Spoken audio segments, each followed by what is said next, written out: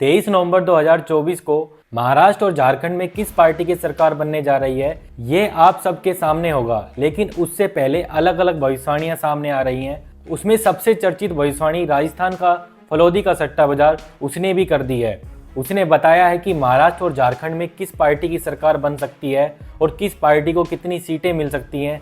चलिए आगे आपको वीडियो में बताते हैं। सबसे पहले अगर हम महाराष्ट्र की तरफ बढ़ें तो महाराष्ट्र में मुख्य रूप से 6 पार्टियां 2 बड़े गठबंधन में चुनाव लड़ रही हैं। इसके अलावा करीब 158 दल और ऐसे हैं जो अपना चुनाव लड़ रहे हैं। 2 प्रमुख गठबंधन की बात की जाए तो सबसे पहले आता है महाविकास आघाड़ी। महाविकास आघाड़ी में 3 पार्टियां शामिल हैं। पहली आती है कांग्रेस, दूसरी है आपके एनसीपी शरद पवार, तीसरी पार्टी है आपके शिवसेना उद्धव ठाकरे। दूसरा अगर गठबंधन की बात की जाए तो वो है महायुति की, और महायुति में सबसे पहली पार्टी आती है भाजपा। 2 पार्टियां और शामिल हैं। पहली है एनसीपी अजीत पवार की, दूसरी पार्टी है शिवसेना शिंदे। यानी कि इस प्रकार टोटल 6 पार्टियों के ये 2 गठबंधन हैं जो मुख्य रूप से पहली बार महाराष्ट्र में 2024 में मिलकर चुनाव लड़ रहे हैं।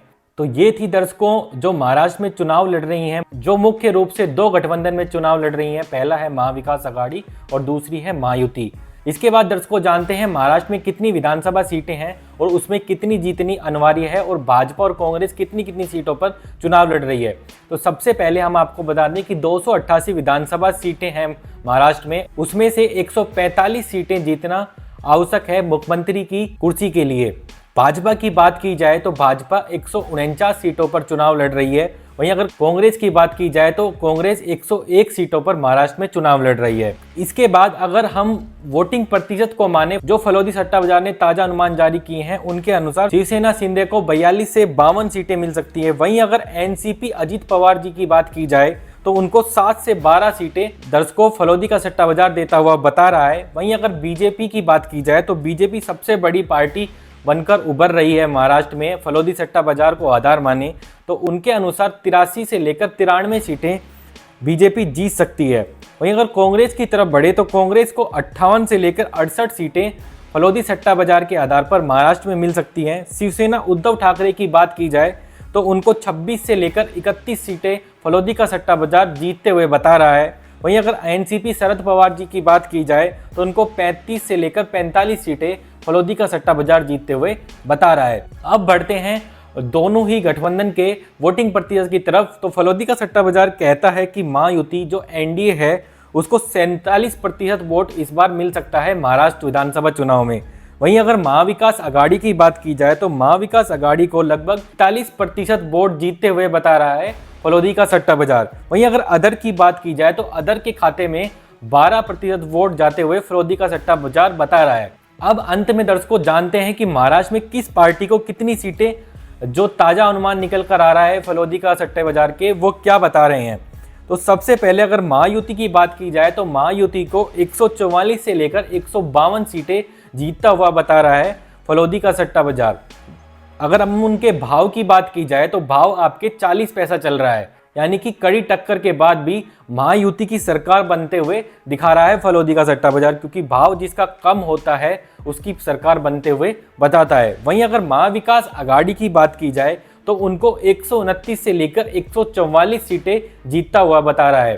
और अगर इनके भाव की बात की जाए तो 2 रुपये से लेकर 2 रुपये 50 पैसे तक इनका भाव बता रहा है, यानी कि इनका भाव भाजपा गठबंधन से बेहद अधिक है। यानी कि साफ इशारा फलौदी का सट्टा बाजार कह रहा है कि इस बार महायुति की सरकार महाराष्ट्र में बनते हुए दिखाई देगी। वहीं वीडियो के अंत में आपको हम झारखंड का हाल भी बता देते हैं, क्योंकि 23 तारीख को झारखंड के परिणाम आने हैं और फलौदी के सट्टा बाजार ने वहां का भी अनुमान जारी किया है। फलौदी के सट्टा बाजार के अनुमान के अनुसार वहां पर टोटल 81 विधानसभा सीटें हैं और 81 विधानसभा सीटों में भाजपा 50 से 55 सीटें जीतते हुए फलौदी का सट्टा बाजार बता रहा है। बांग्लादेश का मुद्दा वहां पर छाया हुआ है, जिसकी वजह से भाजपा पूर्ण बहुमत से अपनी सरकार बनाते हुए दिख रही है। तो अगर इनके भाव की बात की जाए तो 25 से लेकर 35 पैसे है। तो दर्शकों ये थे महाराष्ट्र और झारखंड के फलौदी सट्टा बाजार के आधार पर अनुमान। क्या हरियाणा विधानसभा की तरह महाराष्ट्र और झारखंड में भी फलौदी सट्टा बाजार के अनुमान सही होंगे या गलत? नीचे कमेंट बॉक्स खुला है, उसमें आप अपनी राय जरूर बताइएगा। वीडियो के अंत में हम आपको एक डिस्क्लेमर दे दें कि सट्टा बाजार और सट्टा बाजार से जुड़ी हुई खबरों का हमारा चैनल या हम किसी भी प्रकार से पुष्टि नहीं करते हैं और ना ही उसमें किसी भी तरह की निवेश करने की आपको सलाह देते हैं।